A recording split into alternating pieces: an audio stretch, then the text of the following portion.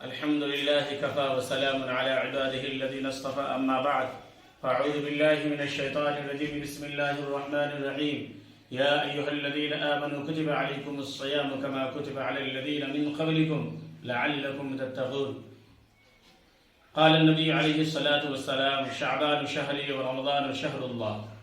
آنے والے کچھ ہی دنوں کے اندر رمضان المبارک کا مہینہ شروع ہو رہا ہے جو بہت بابرکت مہینہ ہے.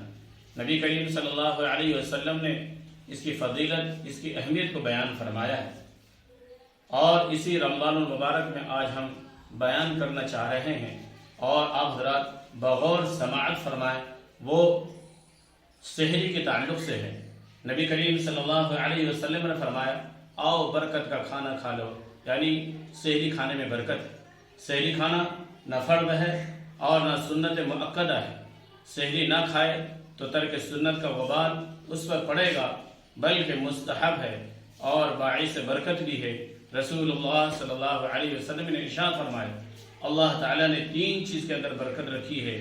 ایک جماعت، کسی کام کو جماعت کے ساتھ متحد ہو کر کیا جائے، اور دوسرا سرید وہ ہوتا ہے کہ جس کھانے کے اندر گوشت ہو اور شوربہ اور روٹی ملا کے کھایا جاتا ہے.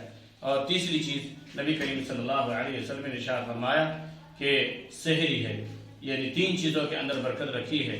نبی کریم صلی اللہ علیہ وسلم نے ارشاد فرمایا اللہ تعالیٰ اس کے فرشتے سحری کھانے والوں پر درود بھیجتے ہیں، لہذا ہمیں سحری کھانے کا اہتمام کرنی چاہیے اور سحری میں تاخیر کرنا مستحب و مسنون ہے.